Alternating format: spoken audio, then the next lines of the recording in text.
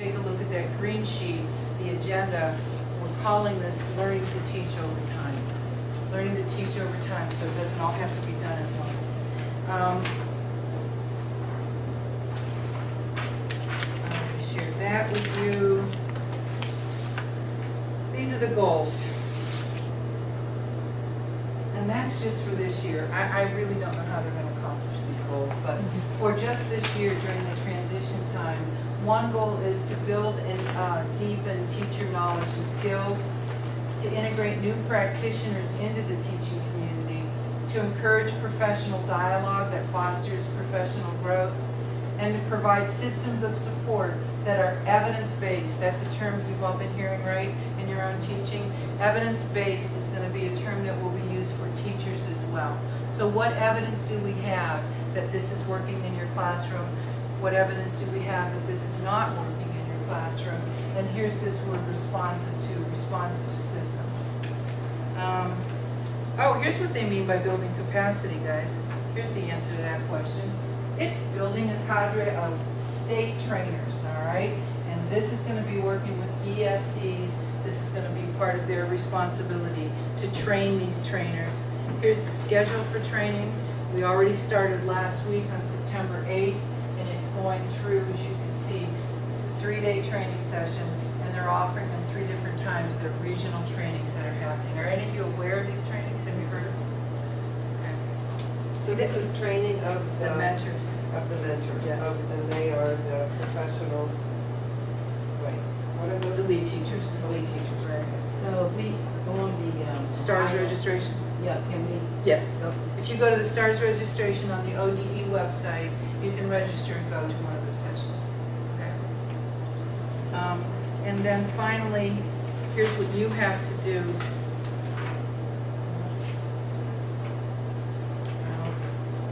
Here's what I want to talk about. These are the centers of practice are being awarded right now. These grants are being awarded, and what they are going to do is design, and they're really going to pilot systems of training and support. So representatives from ODE will go to those centers of practice that received the grant, and what they will do is the ODE reps will come in, train, and take a look at what's working and isn't working, so that by January of 2011, this is all in place. Integrate beginning teachers into the community, and there we go again, provide coaching, mentoring, and formative assessment based on the standards for the teaching profession. I think that's it. These other two aren't really that important. What questions do you have? Yes? I didn't want to jump the gun on maybe what you were going to talk about, but like many people in the room, I have a 5-year professional. Is there anything that you know of? I mean, obviously we're just talking about provisional, residency. Is there anything for 5-year? I mean, Yeah. I have currently 5-year. Is there going to be another step or something I have to do to get to that to get another 5 year? I mean, they're revamping that again. You know, do you understand what I'm asking? Yeah. If you don't want to go in and do the lead teacher and all of that, that's Yeah. not going to change. You'll continue with the 6 credits every 5 Sure. years. And you just jump to a senior, or you don't even worry No, about there's that? going to be other things that you're going to have to do if you want the senior one. You're going to have to take other You- coursework and so on. But you can just keep doing 5-year, 5-year. That's Yes. what your desire is. Yes, if you Okay, don't want to work that's with true. other teachers and you're not really interested in being a lead teacher in your district, you will have that option. Not Okay, everybody that's has to do this. See, right now, think about it. I mean, you're taking this course, and some of you are taking it just because you have to take something to get, your master's degree. But some of you may be taking it because you want to take a leadership role. Mhm. As long as we continue to equate leadership with administration, we have very few opportunities to lead in schools. I never wanted to be an administrator. I think administrators have awfully important jobs, critically important, but I don't think part of their job is instructional leadership. So I stayed in the classroom. I struggled with that one. I was criticized for not getting my administrative license, but I purposely stayed away from that because I wanted to create opportunities for leadership. I would really challenge many of you to look into this in the spring of 2010 when we know more about these licenses to find out what can you do with that. I would love to see opportunities for teacher leadership open up in schools so that we can all stay in the classroom and still teach, but lead as well. That's why I like this. One of the reasons why I like this. What other questions? Yes? Do you foresee a point where, for example, the new teachers coming in, that it'll be difficult for them to transition into this new type of program because they're kind of stepping between, the That's a great question. implementation of Yeah, it and that's or why whatnot. we've got to have this partnership going with universities. Because what if a college of education isn't aware of this, right? And they go out and all of a sudden they're saying, what teaching standards? If somebody graduating from a college of education doesn't even have knowledge of these 7 teaching standards, they are going to be at a disadvantage.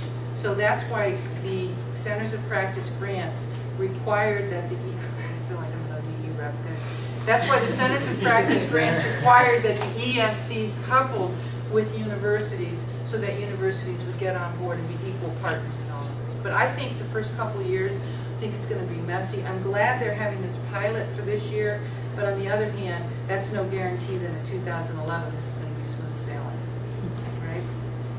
Do you think that it will reduce the plan of assistance for new teachers that come into the district?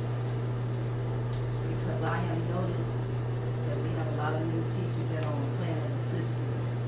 And plan of assistance is on their way out the door. Oh, that must be a local thing. A plan of assistance is basically that you're not doing a very good job and you need to get better. Do I think that it will? I mean, Well, provide the you know what, support that the new it teachers could. need. It could, it very well could, because if we're saying this is what we expect, right now, you know what we expect? We expect you to be breathing in June. You know what I mean? And this is saying we expect you to show growth over time. I think it will delay it so that it's not expected to be done in 1 year, because we're extending this to 2 to 3 years, so that could help. But on the other hand, if you're not where you should be, and you're not moving toward, you don't have to be at a distinguished status, let me look at the rubric on here, because everything's based on the rubric in here. And the rubric tells us that you need to be, the indicators say, you need to be moving from proficient to accomplished toward distinguished. If you're not at the accomplished, you may be in trouble. I'm all right with that, because you know what? I think we've got a lot of teachers who've stuck it out and given continuing contracts and even tenure who really shouldn't be in the classroom. But it scares me on the other hand too, this is the union part of me, it scares me on the other hand because I think, are we all going to be fair about these assessments? But we've all got to start working together on this one. Other questions? Are there other states doing this? Yes. Santa Cruz is a big, big leader in all of this, and like I said, Michigan, North Carolina, California, and there are a few other ones, but of the 27 states that currently have mandatory formal mentoring program, about 6 or 7 are getting on board and moving toward what they're calling the best practices introduction. Which is the resident Yeah, teacher. and resident this teacher. thing. So you can see, I mean, can you see why I kind of like it, but on the other hand, I'm a little fearful? Yes? I'm a kind of unique case. I'm actually a new teacher. I did a transition to teaching program from another career into teaching. I just received my alternative licensure. I have to complete 12 more credits for my provisional. I have 2 years to do that. And now I'm feeling like stupid me. I took this class instead of one of the 4 that I actually need to get my provisional.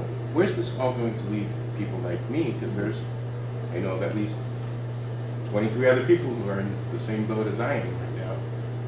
Where are we going to be when 2011 comes around and we've just received our provisional? There's a and- question and answer section on the website, ODE website, and I know I saw something like that asked on there. I'm sorry I don't know the answer, but I think you can find an answer there. I don't think you're as screwed as you think you are, all right? Okay. You're less screwed than you think you are, so that's a good thing. So I think they're making allowances for that is what I'm trying to say, but I'm not certain, so please look that up. All right. May I ask a question? Are we done? Okay, I want to add, yeah, let's stop it.